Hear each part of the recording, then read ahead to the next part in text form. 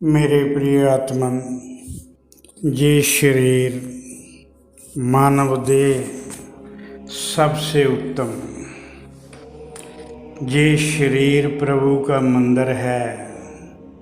केवल मानव देह में ही समझ सकते हो और किसी देह में नहीं। और जो कुछ मैं बोलता हूँ ये केवल मानव देह में ही समझा जा सकता है और किसी देह में नहीं। भगवान मेरे अंदर हैं, इसलिए मेरा शरीर प्रभु का मंदिर है। प्रभु सब चेतन आकारों में विराजमान है, सब चेतन आकारों में निवास करते हैं। यहाँ तक कि प्रभु सब चेतन आकारों में खुद विस्तार करके हैं। प्रभु का ही विस्तार है सब चेतन आकृतियों में। प्रभु से प्रार्थना करनी चाहिए कि हमें सद्बुद्धि दे, जिससे सब में सब जगह प्रभु की मौजूदगी को हम महसूस कर सकें। ये छोटी बात नहीं। जो भी इस धरती पर क्रिया करने के काबिल है, जो भी इस धरती पर क्रिया करने के काबिल है, वह प्रभु की मौजूदगी के कारण। कोई भी चेतन शरीर प्रभु की मौजूदगी के बिना जीवित नहीं रह सकता। शरीर का कोई भी अंग प्रभु की चेतन शक्ति के बिना कार्य नहीं कर सकता।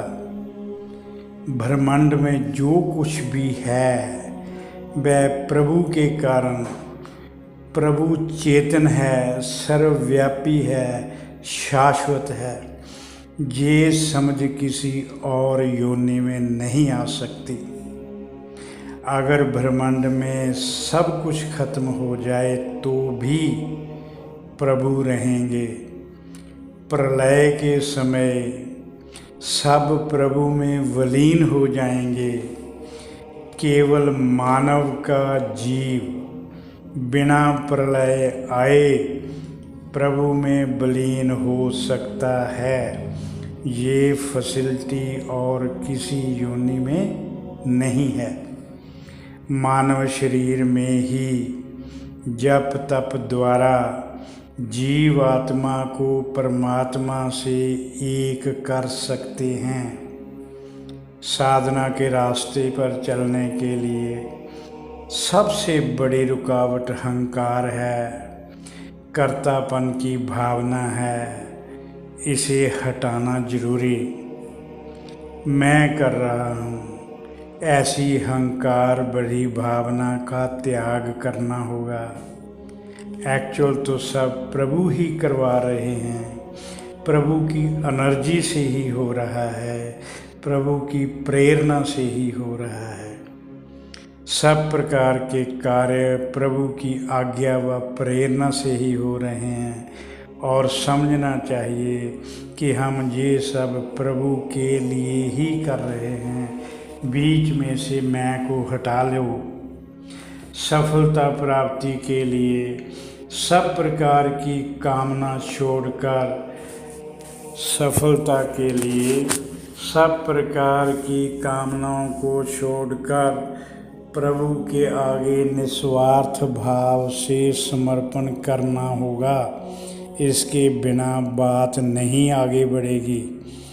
सब प्रकार के सहारे, सब प्रकार के सहारों का आसरा छोड़कर केवल प्रभु का सहारा, केवल प्रभु का सहारा।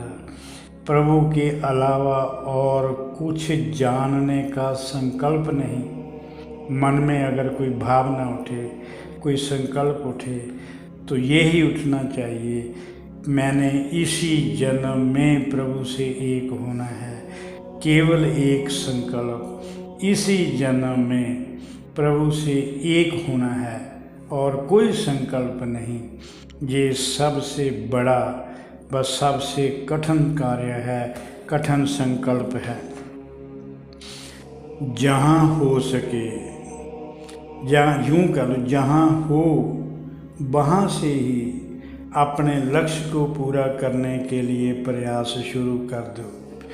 कुछ पाना नहीं, कुछ छोड़ना नहीं, बस केवल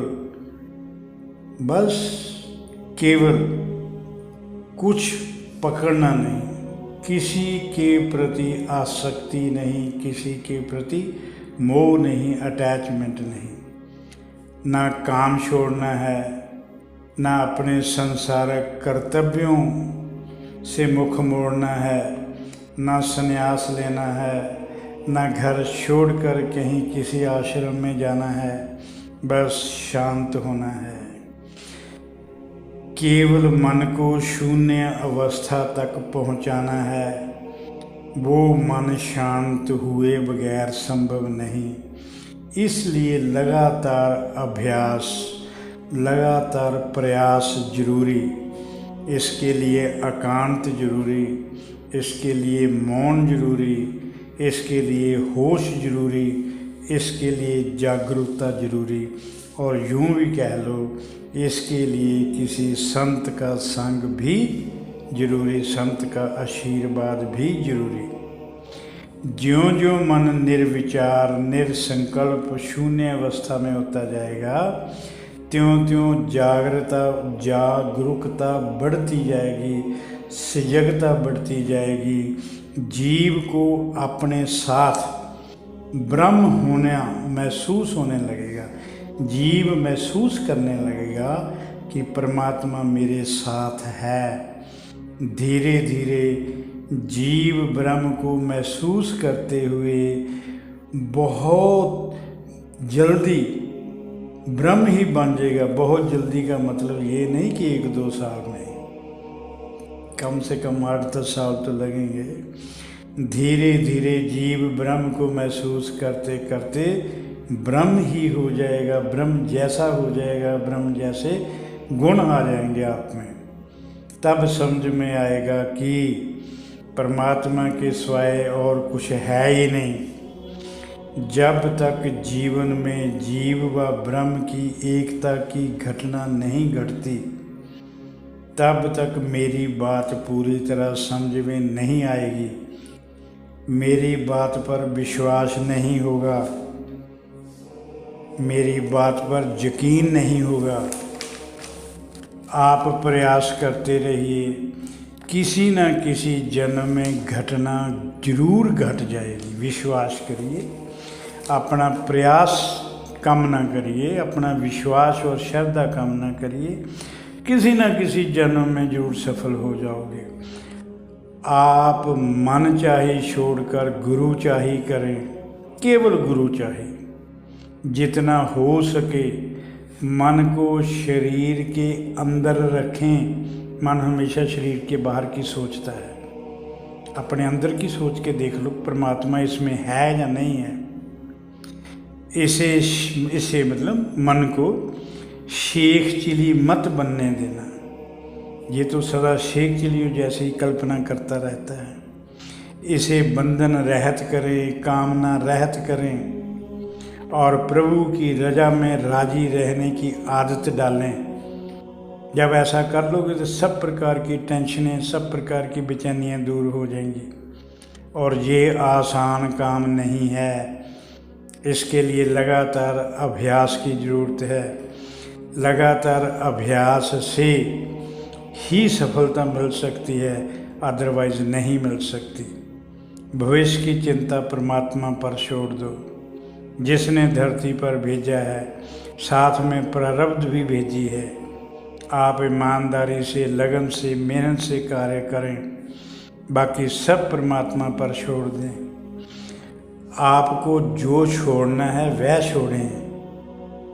बात बात पर घर में झगड़ना, गुस्सा करना और समाज में लोगों के कहे हड़तालें करना, बंधन करना, बंद कर देना, चक्का जाम कर देना, ये छोड़ने की ज़रूरत है।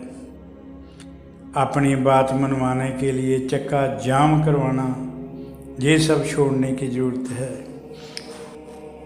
इससे समाज को बहुत कठिनाई होती है। झूठ, फरेब, छल, कपट, चुगली, निंदा करना छोड़ना है। मन से लोभ खत्म करना है। संग्रह की प्रवृत्ति छोड़नी है।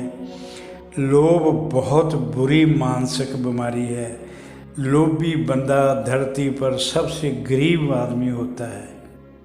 लोभ के कारण पैसा इकट्ठा करने के लिए रिश्वत लेता है, मिलावट करता है, ब्लैकमेलिंग करता है। ये सब आदतें लोभ के कारण ही बनती हैं। इन सब कामों के पीछे लोभ की भावना, लोभ की प्रवृत्ति छुपी होती है। धन संग्रह की भावना लोभ का कारण बनाती है। कमाई का बनता टैक्स ईमानदारी से ज़रूर देना चाहिए। घर में ज़्यादा पैसे नहीं रखने चाहिए। अगर पैसा फालतू है तो बैंकों में रखना चाहिए। जब आप बैंकों में पैसा रखते हैं तो वो मार्केट में घूमता है, इससे व्यापार बढ़ता है, लोगों की इनकम बढ़ती है, रोज़गार मिलता है। स्वार्थी तत्वों से होशियार रहें, असहायों की सहायता करते रहें। अगर मूर्ति पूजा में विश्वास करते हो